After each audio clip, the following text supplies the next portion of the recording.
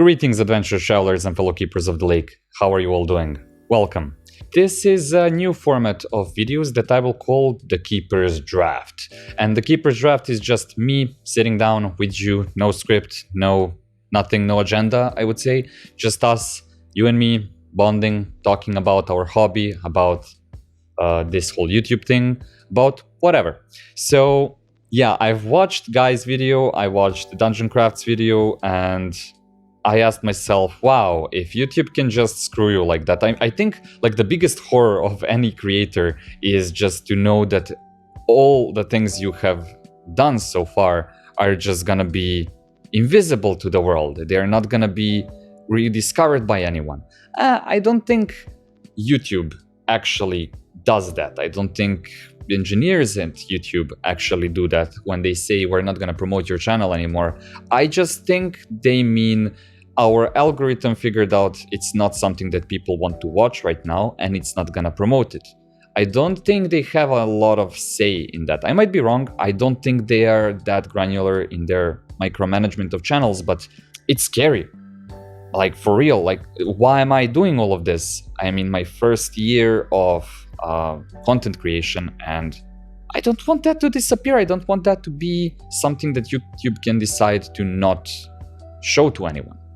And of course, I'm a growing channel, so at one point I will reach my peak, and the downfall goes from there, right? Not on this path of climbing, and where that peak is, no one can tell me, and I cannot predict it. So the question, why do we continue to do this? Well, I think the relevancy of certain formats, of certain people, actually, that's also a thing. Professor DM said it in the best way possible. Like, there were stars in the industry of music, for example, that are now not as relevant. We can certainly see that young people are not listening to Katy Perry anymore, or at least not in that volume. But why do we get saturated by certain people? I don't know, maybe their approach when they lock into that one format, maybe that is the thing. I'm not watching that many instructional videos on DMing anymore.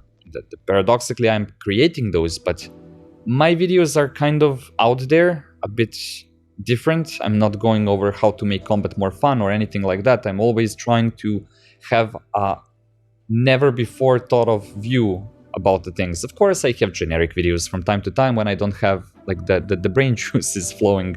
But, I think the format is what becomes stale. The people become stale if they're not constantly innovating. And of course you're gonna pivot. And it's not a process like you trying to stay afloat as long as you can. It's a process of you constantly pivoting. And I think it is like that in any business, in any form of art. Like even in IT, when you create a startup, sometimes you will polish your idea, you will change your direction slightly just to cover where the biggest audience is or where you can earn the most money. For us, it is our currency, our clients, our viewers, and people that want to give us their time to actually ingest something, be it some information or get some pleasure from entertaining parts of the video. They're paying for entertainment or education with their time. And if you have 20,000 channels doing the same thing and talking about slightly different ideas, yes, I'm going to watch maybe half of them through the years, and then I'm gonna get saturated with them. But that doesn't mean that all those things are not relevant. For me, for that slit of time, that was very relevant, and it shaped my thinking and my understanding of the topic I was researching. So when we say whatever you put on the internet is forever, I think that is a very old way of looking at things. Yes, when I was very young, and when people that are creators that we like and follow now were having the first contact with the internet, we did think everything you put on the internet is permanent. It can always be found. And now we reached the point where, because of the saturation, that doesn't stand true anymore. But at one point in time, you are influencing some people. And I think that is the point of art. And if you want to create art that's gonna be there after you're gone, I think you cannot achieve that with just YouTube videos or TikTok or Instagram, because those are short-lived, I think. And yes, it is unfair that a lot of time and effort goes into creating that just for it to be short-lived and disappear or be blocked by YouTube or whatever story you heard. But I don't think that's the whole picture. You are gaining a core audience, and my hope here is to gather as much people that are very passionate about creating, the creative process, being artistic, pushing the boundaries of what art is. And then anything I create that would be interesting to those types of people will reach those types of people. So that is where I think you become permanent. You're doing this whole YouTube thing to gather audience, to talk to people, to socialize outside your normal bounds, to practice public speaking and to put your thoughts out there. You feel they need to go out, and this is the fastest maybe way to do it. So we do it like this, and then at one point we are gonna start pivoting, and we are gonna start doing other things with the communities that we have created. And I think that is wonderful. I don't think I would ever want to do just one thing. I would never want to do just YouTube videos or just write modules or just write code. That if we're talking about those things, I want to be constantly changing, constantly creating something new, pushing the boundaries. And with a community, you can actually do that. So I will end this rant by saying that I think people that are doing this, that are doing DungeonTube stuff, if that's even a word, if you're doing these things, I think you have a purpose. You're making people think. You're what's currently being served or will be served to people, and it will shape their games. I mean, it will shape their way of playing, it will shape their way of writing, it will shape them in a way, their artistic self. So I think even though maybe other generations won't see us, people that are watching now are the ones that are important. And if we all say, well, we're gonna be relevant, so let's not create. Come on, like, look at any type of art. That can't be your view. Like, someone has to be here, someone has to sit down and create.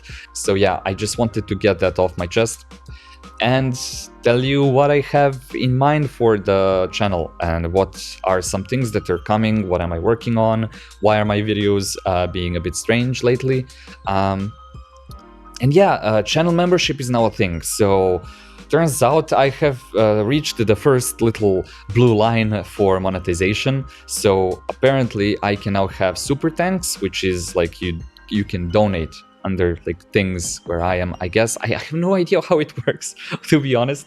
But yeah, I can do that, and I will after this video is released, I will activate the channel memberships. So yeah, that's pretty cool. I'm very excited for it actually, because I thought like that's never gonna happen, because you have to reach like a certain number of watch time hours, like 3,000 I think, in like last year 365 days. And for me, like every time I release a video I get some hours, but the video that was 1 year ago is outside the thing, you know, the window. And I'm scared what will happen when the cult video leaves that window, because that's like half of my watch time, which is strange because I'm not doing cult stuff. I mean, the game we're developing is really cult-ish, so there's something there, but my content is not following the trend. Maybe I should do more cult videos. Do you want to see more cult videos? Like how to play cult? Ooh, cult monster spotlights. That's what we're gonna do. Like, cult has very intriguing monsters. Why not make like just a spotlight video where we discuss the monster, how to use it in D&D, maybe Call of Cthulhu, other games? That sounds cool. Thanks for helping me come up with that. That sounds very cool. What else is new? Yeah, I want to have some form of handout or a monthly PDF thing that I put on Patreon and for channel members. I'm still working on the schedule, but I think every video that I make will have something in written form. But I really want to release something once a month, like maybe a newsletter type of thing. Something that goes over cool stuff, maybe things that I've collected, maybe mechanics, maybe give you a dungeon or an NPC that I had in my head. Yes, I have gotten feedback that my content is all over the place, which I'm aware, but there are some things that can be classified, and some of those are things like this. The Keeper's Draft. It's gonna be a thing where I just talk to you. Sometimes it will be a casual talk about mechanics or ideas or any topic, books, videos, stuff, you know. Then we're gonna have Lakeforge, and we're gonna have GM design. So Lakeforge is a podcast that me and that friend that I'm writing the book with started. We are noobs doing podcasts. I've never done any podcasts or been on any podcasts. So yeah, they are a bit rough around the edges, but I think the topics are so thought-provoking, and I really enjoyed researching these things. And I think there is something for everyone there. All the episodes are available on YouTube and YouTube Music, I think, and should be available on Spotify as well. And the podcast is only going to get better as we're learning things and are getting more fluent in the way we represent ideas. But I think for now, I will move the podcast to be released bi-weekly on Patreon and channel members here on YouTube. And then once a month, it will be releasing on YouTube. And of course, Patreon members and channel members will have way to talk to us and like propose ideas, and we will prioritize those ideas. And I really want a conversation around these topics, so if we can achieve that would be amazing. Like so many interesting things. And GM design are gonna be those videos where I talk about designing things, designing encounters, designing mechanics, designing monsters. Other than that, I will have the deep dives still. Don't have a name for deep dives. If you have an idea, leave a comment.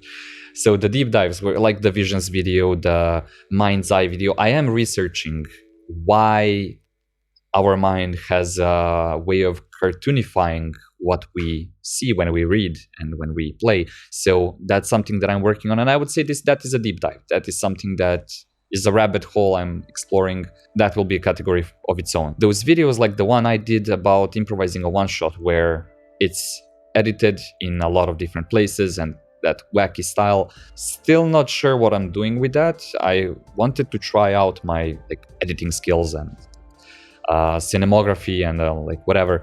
And I am pretty proud of how the pacing is going, but I have been told, and this is completely true, and it like completely wrecked me because I was working for two weeks on that video.